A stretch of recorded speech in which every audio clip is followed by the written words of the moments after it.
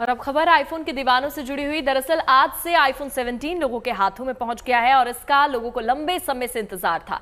इस फोन को लेकर लोगों में ऐसा क्रेज देखने को मिल रहा है कि रात से ही लंबी लंबी कतारें लगनी शुरू हो गई थी।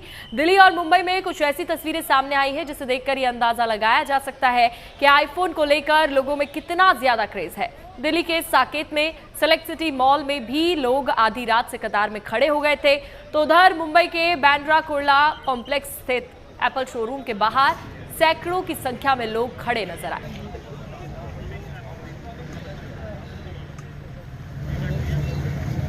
सवेरे 8 बजे जैसे ही जो लॉन्च है वो लाइव हुआ था, उसके तुरंत बाद हमने देखे 50 कस्टमर्स जो हैं उनको अंदर तुरंत ले जाया गया। 50 कस्टमर्स में जो फर्स्ट फ्यू निकले, जब हमने उनसे बात की, उनका यही कहना था वो रात के 11 बजे से रात के 2 बजे से इंतजार कर रहे हैं। बाहर बारिश में, सोचिए, बाहर खड़े थे गाड़ियों में, पूरी रात इंतजार किया और उसके बाद वो यहाँ पर जैसे ही फोन मिला तो कुछ लोगों ने 2-2 फोन लिए, किसी ने 1 फोन लिया। इस वक्त हमारे साथ कुछ कस्टमर्स हैं जो अभी फोन, जो नया आईफोन है वो लेके आए हैं। आपका नाम बताएंगे?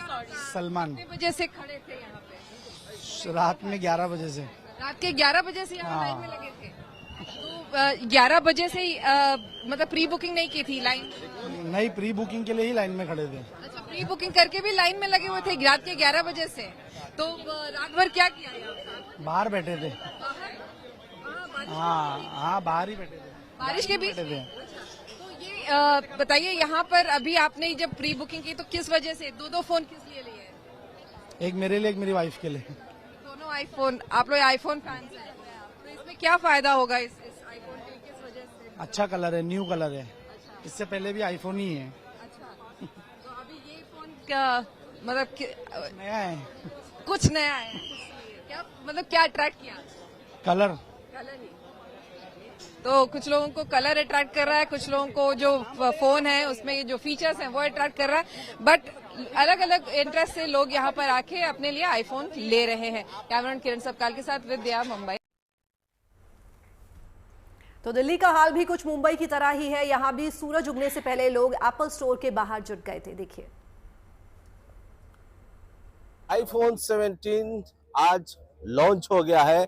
आज से लोगों को मिलना शुरू हो जाएगा और ये जो कतार देख रहे हैं आप, सैकड़ों लोगों की, ये दरअसल बताता है कि इस फोन को लेकर के लोगों में दीवानगी कितनी है। सर, हमारे साथ कई सारे ये यहाँ से वहां तक लोग भरे हैं, चलिए इन्हीं से बात करते हैं। सर, हम भी लाइन में खड़े हैं और आप कितने बजे आए ये बताइए? मैं रात के 12 बजे से बैठा हूँ जी। रात को 12 बजे आए हैं और देखिए आईफोन 17 की दीवानगी ऐसी है कि आधी रात से ये यहाँ पे इंतजार कर रहे हैं कि इनकी पारी आएगी और इन्हें अपना मनपसंद फोन मिलेगा। अच्छा, इस फोन को क्या वजह है जो इसकी दीवानगी है? आप आधी रात में हैं क्या? इस कलर की दीवानगी है। अच्छा, मैं एक बार कश्मीर गया था। अच्छा, तो मैंने वहाँ एप्पल देखा पेड़ पे। अच्छा, वो नीचे गिरा जी, मैंने खाया। हाँ, देखा वो, अरे एप्पल फोन। हाँ, तो मैंने वो, मुझे इजीली मिल गया उस टाइम में अवेलेबल। फिर मैं अब यहाँ मैं लाइन में लग रहा हूँ, इजीली मिल नहीं रहा है। मैं 1 बजे आया था। वजह क्या, बस फोन चाहिए, कैसे भी मिले, लाइन में लग के मिले, बैठ के मिले। अब तो अच्छी वो कर दी इन्होंने, क्योंकि मैं हर साल अपग्रेड करता हूँ मॉडल। अच्छा, हाँ जी। तो पहले दिन लेने का एक अलग क्रेज होता है। अलग क्रेज होता है वो तो बिल्कुल। तो इस फोन को लेकर के किस तरह के फीचर्स हैं जो आप लोगों को मतलब एक्साइटेड होता है इस फोन को लेने की? एक्चुअली ज़्यादा कुछ चेंज हुआ नहीं है, सिर्फ रीडिजाइनिंग हुई है, थोड़े बहुत चेंजेस आए हैं। कैमराज में ज़्यादा कुछ चेंजेस नहीं आए। 48 मेगापिक्सल का सिर्फ टेलीफोटो हुआ है। तो एट द एंड अगर देखा जाए तो फ़ोन में ज़्यादा कुछ चेंजेस नहीं है। इफ अगर किसी को रियल में अपग्रेड चाहिए तो 16 प्रो मैक्स ले सकता है, otherwise 17 pro max just hype. देखिए, तो ये है जो दीवानगी कही जाती है आईफोन को लेकर के वो, और एक बार फिर से देखने को मिला है। देखिए, यहाँ मॉल कर्मचारियों द्वारा पूरा इंतजाम किया गया है कि किसी तरह की परेशानी ना हो किसी को। अनाउंसमेंट हो रही है, ऑर्गेनाइज तरीके से लोगों को बिठाया जा रहा है। तो जाहिर है आईफोन 17 सीरीज लॉन्च हो चुका है। बस कुछ ही घंटों का इंतजार है, उसके बाद कतार में जितने भी लोग होंगे इनके पास भी अपना आईफोन 17 होगा। अमरदीप कुमार, दिल्ली। और अब बात कर लेते हैं फिटनेस की। अभिनेता मिलिंद सोमेन अपनी फिटनेस के लिए पहचाने जाते हैं और अब उनका दुबई में साइकिलिंग का एक वीडियो सोशल मीडिया पर खूब वायरल हो रहा है। इस वीडियो में वो बेफिक्र होकर साइकिलिंग करते नजर आ रहे हैं। उन्होंने अपने इंस्टाग्राम अकाउंट पर एक्सरसाइज का वीडियो भी शेयर किया है।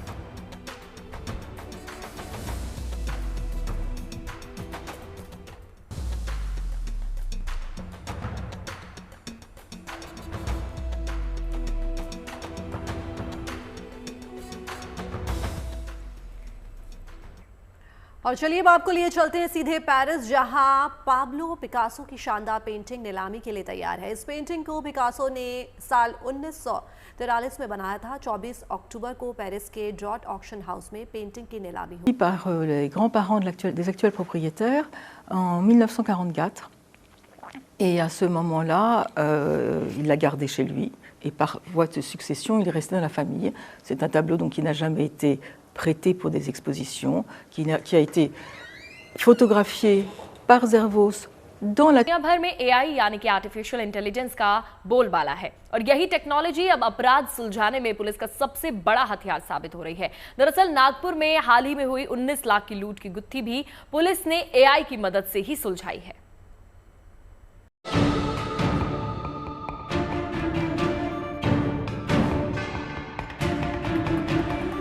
आर्टिफिशियल इंटेलिजेंस, जिसे आम भाषा में AI कहा जाता है, आज हमारी और आपकी जिंदगी बदल रहा है। कभी फिल्मों और टेक कंपनियों तक सीमित समझे जाने वाली ये टेक्नोलॉजी अब अपराध की गुत्थियों को सुलझाने में भी पुलिस की मददगार बन रही है। नागपुर पुलिस ने इसी AI का इस्तेमाल कर 19 लाख रुपए की लूट के केस को सुलझा लिया। पूरे देश में AI टेक्नोलॉजी का भरपूर उपयोग हो रहा है। नागपुर में भी AI टेक्नोलॉजी की मदद से पुलिस को क्राइम डिटेक्शन में काफ़ी सफलताएं मिल रही है। हाल ही में एक ऐसा मामला नागपुर में सामने आया है जहां हवाला कारोबारी से 19 लाख रुपए की बैग लिफ्टिंग हुई थी। 19 लाख रुपए की बैग लिफ्टिंग के दौरान आरोपियों ने उन व्यापारी पर फायरिंग की थी, जिसके बाद आरोपी फरार हो गए थे। लेकिन AI टूल्स की मदद से नागपुर पुलिस ने पंजाब और उत्तर प्रदेश के आरोपियों को AI तकनीक की मदद से ढूंढ निकाला है। मामला नागपुर के कड़वी चौक के पास का है, जहां एक हवाला कारोबारी राजू दीपानी से बदमाशों ने फायरिंग कर 19 लाख से भरा बैग लूट लिया। हालांकि इस हादसे में कारोबारी राजू दीपानी तो बच गए, लेकिन आरोपी कैश से भरा बैग लेकर फरार हो गए। तो इन्फॉर्मेशन लीक होने के बाद में कुछ लोगों को बाहर से बुलाया गया था इसमें, तो इसमें कुल मिला के जो भी आरोपी थे उन सबको अरेस्ट किया। अभी कुछ 6 आरोपी इसमें और भी हैं जो बाहर से बुलाए गए थे, उनके ऊपर अभी कार्रवाई चल रही है। जिसके बाद पुलिस ने AI टूल्स और CCTV सर्वेलांस की मदद से आरोपियों की हरकतों का डिजिटल नक्शा तैयार किया। इस तकनीक की मदद से पुलिस पंजाब और उत्तर प्रदेश पहुंची, जहां से 4 आरोपियों को गिरफ्तार कर लिया गया। इसमें जो है कुछ एक ऐसी चीज़ें जो टेक्निकली हमने यूज़ की, इसमें कुछ जो क्लियर नहीं थी फोटोग्राफ्स वो हमने क्लियर करी, और बाकी जो भी इसमें यूज़ हो सकती थी टेक्निकल एडवांस असिस्टेंस वो हमने इसमें ली है, और AI के आधार पे जो है इसमें काफ़ी हमें फ़ायदा हो रहा है। बाकी के जो भी गुनाह हैं जो हमने डिटेक्ट किए हैं उसमें भी इसी तरह से इन चीज़ों का यूज़ कर रहे हैं। गिरफ्तार आरोपियों से पुलिस ने 21 लाख रुपए कीमत का माल, कारें, बाइक और हथियार बरामद किए। हालांकि 6 आरोपी अब भी फरार हैं और उनकी तलाश के लिए कई टीमें लगातार दबिश दे रही हैं। AI टेक्नोलॉजी ने एक बार फिर साबित किया है कि स्मार्ट पुलिसिंग और हाईटेक जांच से अपराधियों के लिए बच निकलना नामुमकिन है। नागपुर पुलिस की इस सफलता ने अपराध नियंत्रण के भविष्य की नई दिशा दिखा दी है। तो कहीं ना कहीं सभी विषयों में AI टेक्नोलॉजी का भरपूर इस्तेमाल हो रहा है। खासकर पुलिस क्राइम डिटेक्शन में भी AI टेक्नोलॉजी की मदद से क्राइम को डिटेक्ट करने में काफी सफलताएं पा रही है। Yogesh Pandey, good news today, Nagpur. और चलिए अब आपको दिखाते हैं कि ऐसी खबर जो आपका दिल खुश कर देगी। खबर असम के काजीरंगा नेशनल पार्क के नजदीक के इलाके से है, जहां एक गांव में कुछ महिलाएं आत्मनिर्भरता की खास मिसाल पेश कर रही हैं। देखिए खास रिपोर्ट।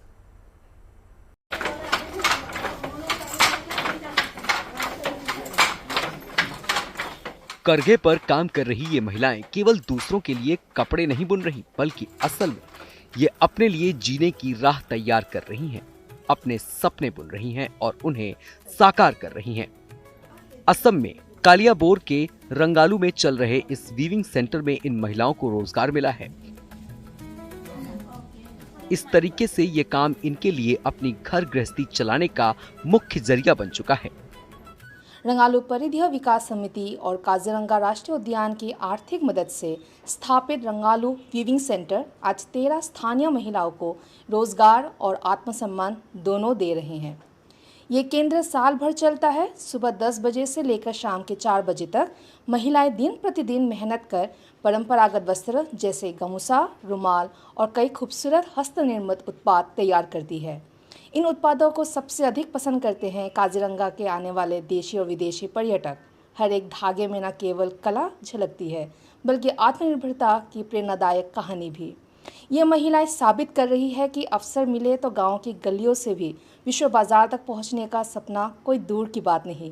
अपने कंधों में इन्हें सिर्फ कपड़े नहीं बल्कि सम्मान और आत्मनिर्भरता का भविष्य भी बुन रही है। इस तरह इलाके के गांव की महिलाओं के लिए ये सेंटर इनकी आत्मनिर्भरता का प्रतीक बन चुका है। अपनी मेहनत और लगन से ये महिलाएं देश के दूसरे इलाकों के लिए भी मिसाल कायम कर रही हैं। नंदिता बोरा, कलियाबोर, गुड न्यूज टुडे। और अब आपको जमीन पर देवलोक की एक झलक दिखाते हैं। इंदौर में एक ऐसा फैशन शो हुआ है जिसे देखकर हर कोई हैरान रह गया। इस फैशन शो को देवलोक की थीम पर तैयार किया गया है। जी हां, इस फैशन शो में मॉडल्स ने देवी देवताओं की तरह कॉस्ट्यूम पहनकर रैंप वॉक किया और साथ ही ये देखकर सभी लोग दंग रह गए। देवलोक थीम पर हुए इस फैशन शो में मॉडल्स ने जो ड्रेस पहनी थी उनका वजन 8 से 10 किलो तक का था। मथुरा से सांसद और अभिनेत्री हेमा मालिनी भी इस इवेंट में शामिल रही।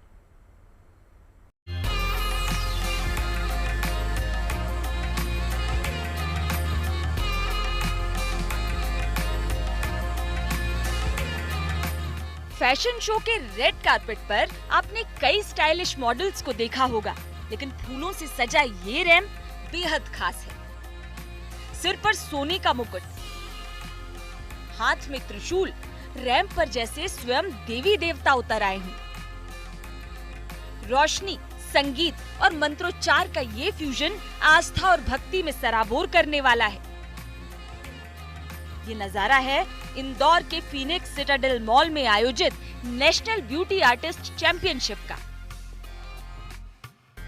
देवलोक थीम पर आधारित इस फैशन शो में श्री कृष्ण, भगवान राम, शिव, तिरुपति बालाजी, देवी सरस्वती, तुलजा भवानी, लक्ष्मी और पार्वती समेत कई देवी देवताओं के रूप में मॉडल्स ने रैंप वॉक किया। उसके बाद जो देवलोक का जो आप लोगों ने प्रस्तुति किया, इतने बहुत सारे देव अलग अलग भगवान को हमें देखने को मिला।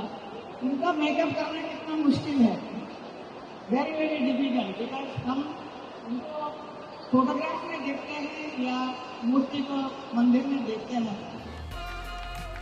देवलोक थीम पर हुए इस फैशन शो की खास बात ये रही कि इसमें जो ड्रेस पहनी गई उनका वजन ही 8 से 10 किलो तक का है। कुछ मॉडल्स तो ऐसे भी हैं जिनके सिर्फ मुकुट का वजन ही 2 किलो तक है। जो हमारी धरती है, जो हमारा देश है, वो देवी देवताओं की देव भूमि है और अलग अलग प्रदेशों के अलग अलग भगवान हैं। कई बार हम उनसे मिल नहीं पाते, कई बार हम उस प्रदेश में जा नहीं पाते। मैंने सोचा क्यों ना देवलोक यहीं बना लिया जाए। जाहिर है परंपरा और संस्कृति के साथ फैशन का ये फ्यूजन खुद में अनोखा रहा। सोमवार से शारदीय नवरात्र की शुरुआत हो रही है। ऐसे में देवलोक थीम पर आधारित ये फैशन शो नवरात्र के शुरू होने से पहले ही लोगों को भक्ति श्रद्धा के समंदर में सराबोर करता नजर आ रहा है। Bureau report, good news today. और अब आपको लेकर चलते हैं पुरी में भगवान जगन्नाथ के धाम। यहाँ भगवान का खजाना भगवान के घर वापस लौटने वाला है। असल में बात हो रही है श्री जगन्नाथ मंदिर के रत्न भंडार की, जिसकी मरम्मत का काम पूरा हो चुका है। मरम्मत का काम पूरा होने के बाद सबसे पहले बेशकीमती चीजें इसमें रखी जाएंगी, जिसमें जगन्नाथ के 12वीं शताब्दी के बेशकीमती हीरे, जवाहरात और आभूषण शामिल हैं।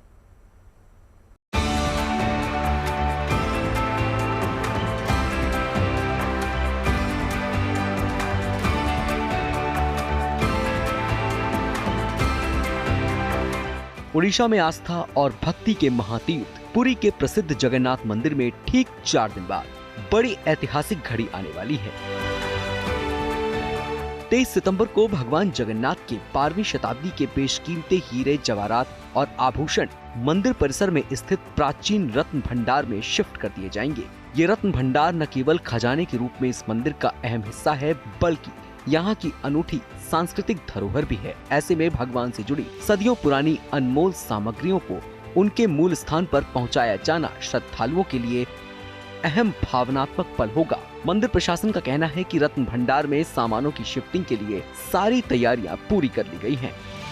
Elaborate SOP arrangements have been in place. In fact, Government of Odisha has approved an SOP under which this particular process will be supervised. After shifting of the valuables and the ornaments to the original Ratna Bhandar, the counting of the jewelries and ornaments as per the SOP will be taken up thereafter as per the decision of the managing committee. रत्न भंडार में सामग्रियों की shifting अत्यंत शुभ मुहूर्त में की जाएगी। इसके लिए 23 सितंबर की सुबह 7:17 से सुबह 11:17 का समय निर्धारित किया गया है। वहीं मंदिर प्रशासन का ये भी कहना है कि अगर ये काम एक दिन में ही पूरा नहीं हो सका तो इसे अगले दिन यानी 24 सितंबर को भी जारी रखा जाएगा। हालांकि इस दौरान मंदिर में दैनिक पूजा पाठ और अनुष्ठान पर कोई असर नहीं पड़ेगा, केवल श्रद्धालुओं के दर्शन की व्यवस्था थोड़ी बदल जाएगी। The rituals will not be affected. The authorized sevaks will be allowed entry, and rest of the people who are authorized to be a part of the shifting process in the Ratna Bhandar committee, they will be given passes for their entry. So we will make all arrangements as per the standard operating procedure of the temple administration. रत्न भंडार में आभूषण और जवाहरात लोहे की अलमारियों और संदूक में रखे जाएंगे। शिफ्टिंग की पूरी प्रक्रिया के दौरान एक मजिस्ट्रेट मौजूद रहेंगे। मजिस्ट्रेट पर शिफ्टिंग का काम सुचारू और सुरक्षित तरीके से संपन्न कराने की जिम्मेदारी होगी। रत्न भंडार में मौजूद खजाने की अंतिम सूची मंदिर प्रबंधन समिति तैयार करेगी। शिफ्टिंग के बाद रत्न भंडार को अधिकारियों की मौजूदगी में सील कर दिया जाएगा। इसके बाद रत्न भंडार की चाबी जिले की ट्रेजरी में जमा करा दी जाएगी। श्री जगन्नाथ मंदिर के रत्न भंडार को करीब 46 साल के अंतराल के बाद जुलाई 2024 में मरम्मत के लिए खोला गया था। इस दौरान भगवान जगन्नाथ के तमाम रत्न आभूषण, हीरे जवाहरात और अन्य कीमती सामानों को अस्थायी स्ट्रॉन्ग रूम में रख दिया गया था। अब रत्न भंडार की मरम्मत का काम भारतीय पुरातत्व सर्वेक्षण की ओर से पूरा कर लिया गया है, तो इस खजाने को अपनी जगह पर पहुंचा दिया जाएगा और इस तरह भगवान का सामान आखिरकार उनके अपने खजाने में वापस आ जाएगा। Bureau report, good news today.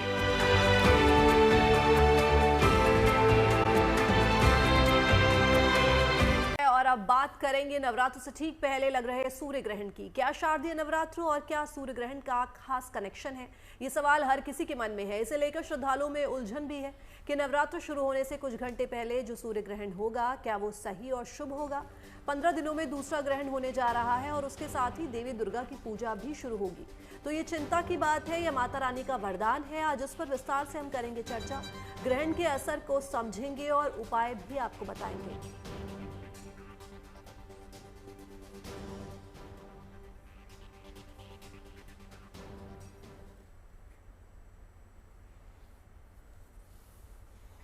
इक्कीस सितंबर को जब पितृ पक्ष समाप्त हो रहा है, उसी दिन सूर्य ग्रहण है। हालांकि भारत में इस साल का यह आखिरी सूर्य ग्रहण दिखेगा नहीं, फिर भी श्रद्धालुओं के मन में उलझन जरूर है। 100 सवाल हैं। 15 दिनों में पहले चंद्र ग्रहण और फिर सूर्य ग्रहण का जो संयोग है, क्या उसका असर नवरात्र पर दिखेगा? ग्रहण के बाद कलश स्थापना कब और कैसे की जानी चाहिए, इस बात पर भी मंथन है। तो चलिए आपको बताते हैं कि ग्रहण का इस नवरात्र से कनेक्शन क्या है और समझते हैं कि इस साल नवरात्र कैसे बड़ा वरदान है।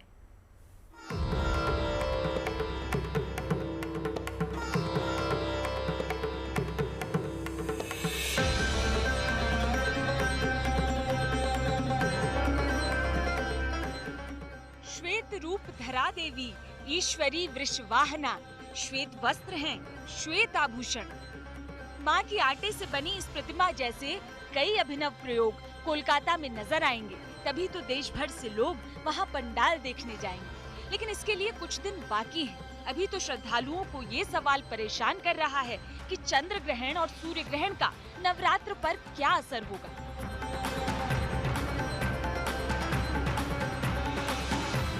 ये भी गजब का संयोग है कि पितृपक्ष से ठीक पहले यानी 7 सितंबर को चंद्र ग्रहण था और पितृपक्ष खत्म होने के साथ यानी 21 सितंबर को सूर्य ग्रहण है। 15 दिनों के अंतराल में 2-2 ग्रहण और उसके ठीक बाद नवरात्र की शुरुआत। स्वाभाविक है कि भक्तों के मन में थोड़ी उलझन है। सवाल है कि ग्रहण का नवरात्रि से क्या कनेक्शन है? कहीं इससे देवी की पूजा आराधना तो प्रभावित नहीं होगी? तो चलिए सबसे पहले तिथियों पर बात करते हैं।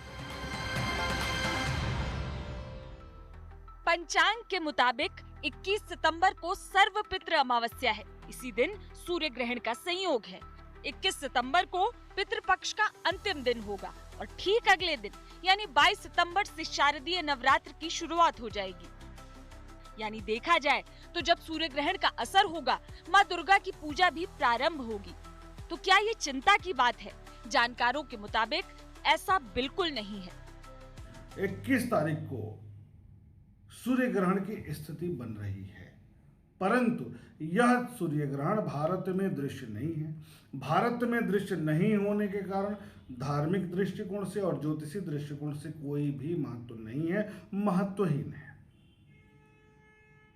उसका मूल कारण एक और है कि सूर्य कन्या राशि में गोचर आरंभ कर चुके हैं 17 तारीख के बाद से ही।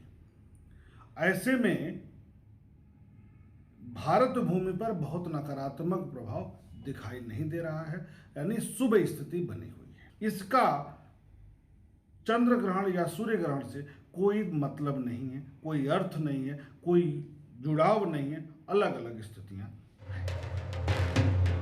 पहले चंद्र ग्रहण और फिर सूर्य ग्रहण और उसके बाद आदि शक्ति का आगमन। तिथियों का ये खेल किसी विघ्न का संकेत है या सुखद संयोगों का मेल है? ये विस्तार से जानना समझना जरूरी है। इसके साथ लाख टके का सवाल है कि कहीं सूर्य ग्रहण से नवरात्र की कलश स्थापना पर कोई नकारात्मक असर तो नहीं होगा? चलिए पहले ग्रहण की टाइमिंग समझ लीजिए। 21 सितंबर को सूर्य ग्रहण की शुरुआत भारतीय समयानुसार रात 11 बजे से होगी। समापन देर रात 3:23 पर होगा। अधिकतम ग्रहण का समय रात 1:11 पर होगा। यानी ग्रहण की कुल अवधि लगभग 4 घंटे 23 मिनट की होगी। यानी जब सूर्य ग्रहण का समापन हो जाएगा तब 22 सितंबर को उदया तिथि में नवरात्र की शुरुआत होगी। इसके अलावा मान्यता है कि सूतक काल वही प्रभावी होता है जहां ग्रहण दिखता है। भारत में ग्रहण दिखेगा नहीं तो पूजा पाठ और दूसरे धार्मिक कार्यों पर कोई पाबंदी नहीं होगी। वैसे भी नवरात्र शक्ति की साधना और आध्यात्मिक उन्नति का समय है, इसलिए पूजा और कलश स्थापना पर इसका कोई नेगेटिव असर नहीं होगा। माता का जो आगमन है नवरात्र में, प्रतिपदा को भी और सप्तमी को भी, दोनों की स्थिति इसलिए बता रहे हैं कि घरों में माता का आगमन प्रतिपदा को हो जाता है। हम कलश स्थापना करते हैं और उसी के साथ माता को हम बुलाते हैं, पुकारते हैं, निवेदन करते हैं, माता भगवती को अपने घर बुलाने के लिए आग्रह करते हैं। लेकिन पूजा पंडालों में सप्तमी तिथि को माता का नेत्र खुलता है और स्थापना किया जाता है। ऐसा माना जाता है कि पूजा पंडालों में माता का आगमन सप्तमी तिथि को हो रही है। सप्तमी तिथि भी सोमवार को पड़ेगी। इस तरीके से माता का आगमन इस साल बहुत ही स्वागत योग्य है, शुभ कारक है, पुण्यदायक है, विशेष फलदायक है। तो इस साल माँ का आगमन ग्रहों की स्थिति के आधार पर भी देखा जाए तो अत्यंत शुभ कारक बना हुआ है, क्योंकि बृहस्पति उच्चाभिलाषी स्थिति में है। सूर्य बुध के साथ यह रहेगा तो बुधादित्य नामक राजयोग बन रहा है। बुध स्वराशि में है तो ऐसे में भद्र नामक पंच महापुरुष योग का भी निर्माण हो जाएगा। तो इस तरीके से आप देखेंगे तो नवरात्र में ग्रहों की स्थितियां भी बहुत अच्छी बनेंगी और माता का आगमन भी बहुत शुभकारक होगा। तो यह नवरात्र अपने आप में श्रेष्ठ है, शुभ है। ये तो साफ है कि चंद्र या सूर्य ग्रहण का नवरात्र की पूजा पर कोई असर नहीं होगा। इसके उलट इस दौरान देवी दुर्गा का वरदान मिलने से ग्रहण के दोष खत्म हो जाएंगे। जानकार मान रहे हैं कि सूर्य ग्रहण के साथ नवरात्रि का होना दुर्लभ मेल है, क्योंकि देवी उपासना से घर परिवार और समाज को नकारात्मक ऊर्जा से सुरक्षा मिलेगी। हाँ, लेकिन ये बात भी अपनी जगह दुरुस्त है कि सूर्य ग्रहण दिखे या न दिखे उसका असर तो होगा, नेगेटिव ऊर्जा भी होगी। इसलिए जरूरी है कि नवरात्र की पूजा और कलश स्थापना से पहले कुछ जरूरी कदम उठाए जाएं।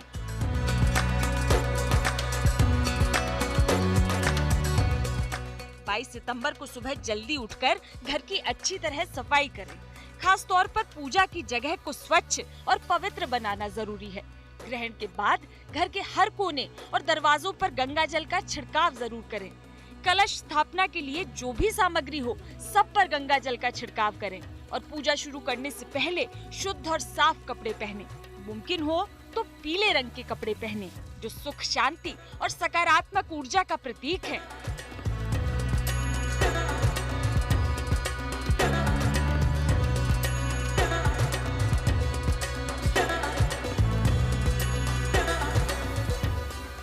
जहाँ तक बात है नवरात्र में कलश स्थापना की, तो सूर्य ग्रहण को लेकर आपकी चिंता बेकार है। इस दौरान श्रद्धा और उत्साह के साथ माँ दुर्गा की उपासना करें। तय समय पर सभी अनुष्ठान करें। Bureau report, good news today. तो जब कभी ग्रहण लगता है तो देश दुनिया पर इसका प्रभाव पड़ता है और जहां ग्रहण दिखता है वहां सूतक काल भी मान्य होता है और मंदिरों के कपाट बंद रहते हैं। लेकिन ये सूर्य ग्रहण भारत में नहीं दिखेगा। पंडित और ज्योतिषी ग्रहण के प्रभाव से बचने के लिए जप तप की सलाह देते हैं।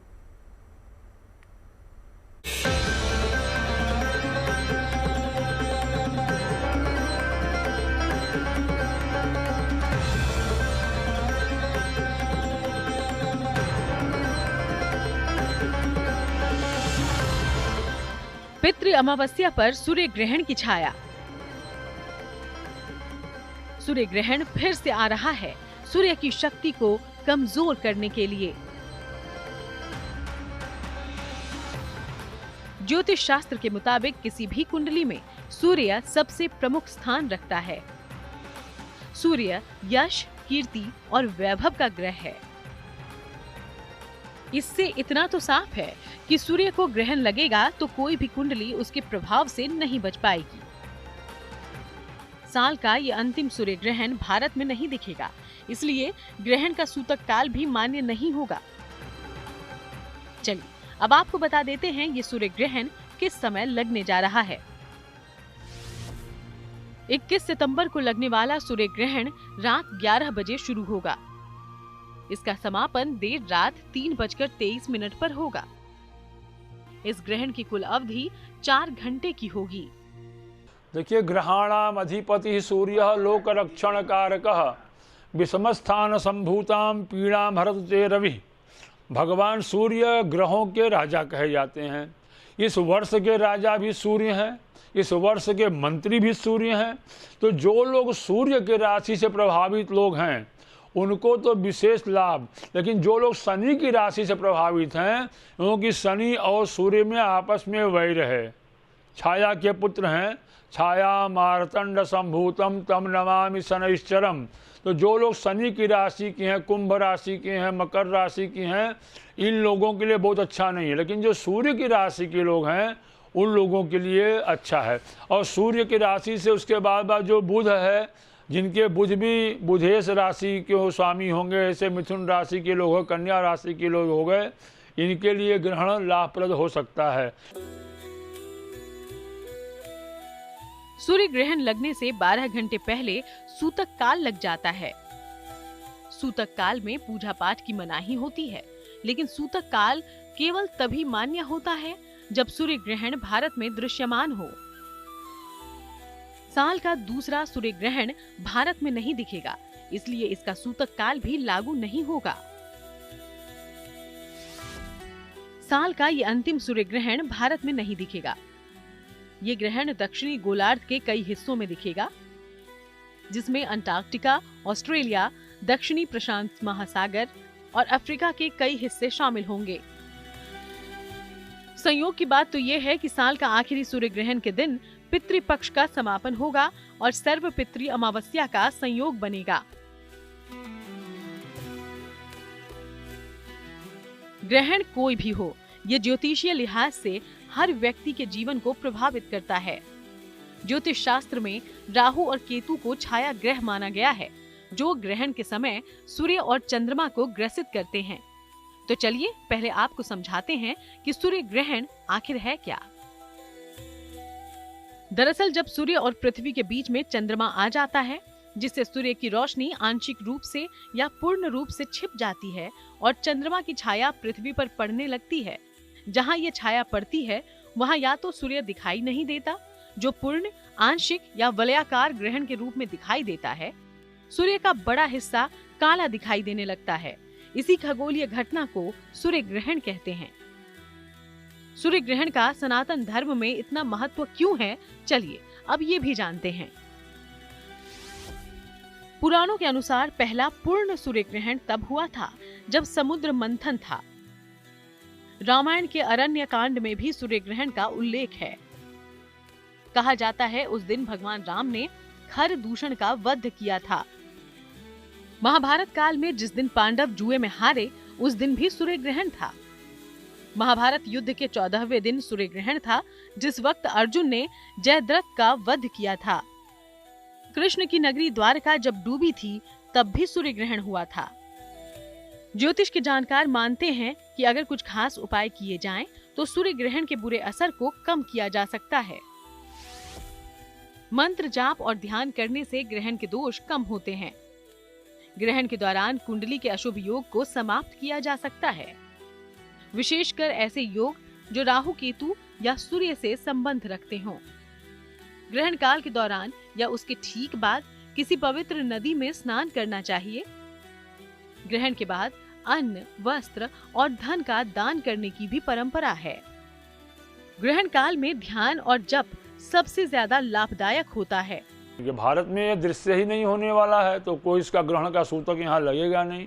लेकिन विशेष करके जो गर्भवती महिलाएं हैं, जिनके पेट में शिशु इत्यादि होने वाले हैं, उनको जरूर विचार करना चाहिए कि जो प्राचीन परंपराएं बनाई गई हैं, पेट पे गोबर का लेप करना, उस समय चाकू इत्यादि से कोई वस्तु न काटना, न सोना, अच्छे धार्मिक ग्रंथों को पढ़ना, इससे बच्चा विकृत न पैदा हो, ये सभी गर्भवती महिलाओं को ध्यान में रखना चाहिए।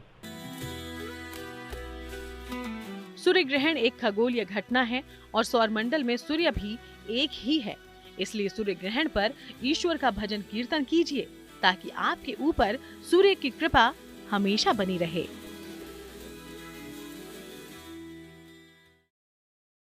और आइए अब पंडित शैलेंद्र पांडे जी से जानते हैं शारदीय नवरात्र से ठीक पहले लग रहे सूर्य ग्रहण की कुछ खास बातें। देखिए, इस बार जो सूर्य ग्रहण है वो आंशिक सूर्य ग्रहण है।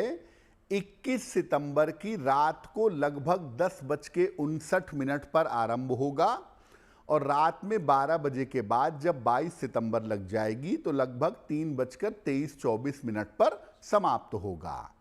ये सूर्य ग्रहण भारत में दृश्य नहीं होगा, भारत में दिखाई नहीं देगा, इसलिए किसी तरह के सूतक के नियम लागू नहीं होंगे, किसी सावधानी का पालन करने की जरूरत नहीं है। सिर्फ आप इतना कर सकते हैं कि जिस समय में सूर्य ग्रहण रहेगा उस समय में सूर्य देव के मंत्र जप करके, गुरु मंत्र का जप करके आप उसका लाभ उठा सकते हैं। लेकिन सूर्य ग्रहण भारत में दृश्य नहीं है, इसलिए किसी तरह के सावधानी और किसी तरह के नियम के पालन की आवश्यकता नहीं होगी। और अब बात रक्षा क्षेत्र से आई गुड न्यूज की कर लेते हैं। दरअसल इंडियन कोस्ट गार्ड में आज अदम्य शिप कमीशन किया जाएगा। इसको लेकर ओडिशा के पारादीप में कार्यक्रम आयोजित किया जाएगा। इस मौके पर इंडियन कोस्ट गार्ड के कई अधिकारी भी मौजूद रहेंगे।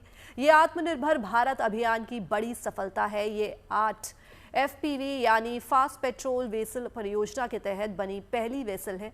इसमें स्वदेशी रूप से विकसित गियरबॉक्स है, जिससे समुद्र में बेहतर फुर्ती से काम होता है। ये जहाज अत्याधुनिक तकनीक से लैस है। इसके जरिए कोस्ट गार्ड को काफ़ी मदद मिलेगी। उसे तटीय निगरानी, खोजबीन और बचाव कार्यों में भी काफ़ी मदद मिलेगी।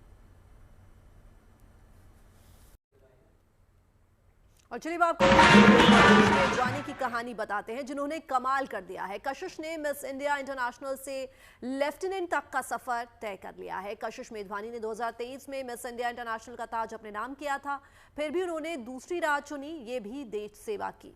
अब वो चेन्नई की प्रतिष्ठित ऑफिसर्स ट्रेनिंग एकेडमी से ट्रेनिंग पूरी कर लेफ्टिनेंट बन चुकी हैं। उनके परिवार को उन पर गर्व है।